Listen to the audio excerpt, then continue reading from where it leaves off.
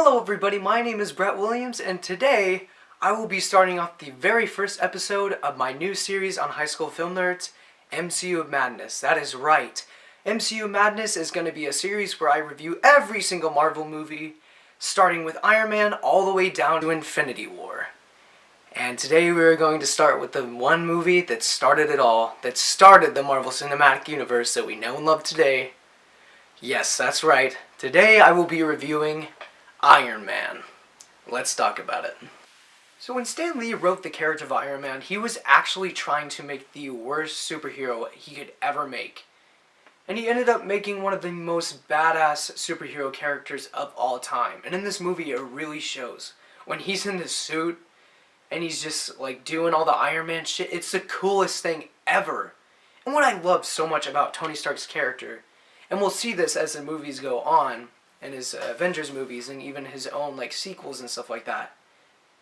The suit is not his superpower, it's his intelligence. That's what's so great about Tony Stark, is that he has a superpower of his own without getting bitten by a radioactive spider or getting a super soldier serum or whatever. It's just like he was born with this. He's always had it. He's just a genius. And that's what I love so much about Tony Stark. Like, he's a hardcore asshole, but he's super intelligent. Yeah, the Iron Man suit is just an example of how smart he can be. So back before Iron Man was released, everybody thought that Marvel was dead. Nobody wanted to touch it, nobody wanted to pick it up, nobody wanted to make movies or anything. Marvel was basically done at that time. And then all of a sudden, a man named Kevin Feige said, you know what? I could choose any franchise I want, but I'm going to choose Marvel. So he did, and he started one of the greatest film franchises in cinematic history. He's like, you know what? We're going to make Marvel great again. And they do. This movie is literally perfect for the MCU. It's perfect. It's a perfect starter pack. It has everything in a typical action movie, but it also has things that make it a great superhero movie. And that is what makes this movie so great. The best part of this movie, hands down, is Robert Downey Jr.'s portrayal as Iron Man. So yeah, should I really have to say anything about Robert Downey Jr. as Iron Man?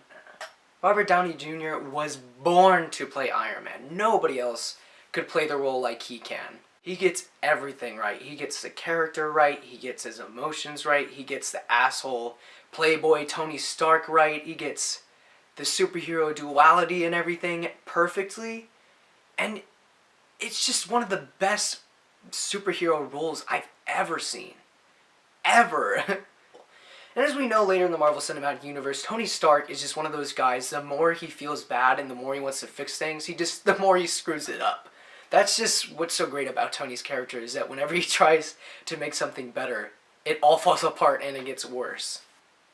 Yeah, some of the things that I mentioned that are cliche, and also things that I didn't really like, the villain is very, very, very weak, in my opinion. He's just the typical Marvel villain. If I have to say anything, my least favorite thing about most Marvel movies is that the villains are not always the strongest point, and that's what really makes a good superhero for me, is a good villain.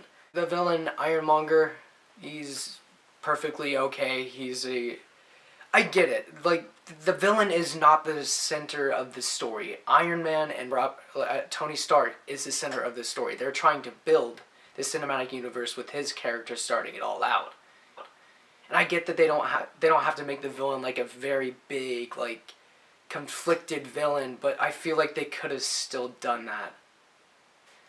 Okay, so James Rhodes in this movie, who was played by Terrence Howard, he was alright. Like, he was just there to be the best bud of Tony Stark. And, like, that's fine. Like, I get why they had him, to kind of, like, set him up for future, like, sequels and stuff like that. But I much prefer Don Cheadle to Terrence Howard. I think Don Cheadle is much more charismatic as War Machine, even though he's not the biggest character and most important. I feel like he has more of a spark than Terrence Howard. The thing that I loved about this movie is that, like most cinematic universes and most of their movies, they just cram so much shit into their movies, and there's so much going on that they forget to make a good movie because they're trying so hard to set up another movie, and then it ends up being like crap. like The Amazing Spider-Man 2. But this movie, it gets that. It gets that if it crams too much into one movie, it's gonna crash and burn. Like another movie in the Marvel Cinematic Universe. We'll get to that one soon. But this movie just gets it. It gets that you don't have to have all that freaking setup for the Avengers and stuff like that. It does have a post-credit scenes with Nick Fury, but it's completely out of the story, and it's just a post-credit scene. It does not get in the way of the story being told.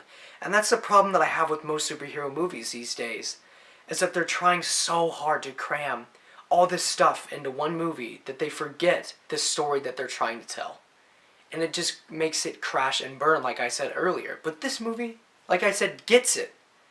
And that's why I'm going to give this movie a very well-deserved 8 out of 10. It's one of the strongest Marvel movies without a doubt.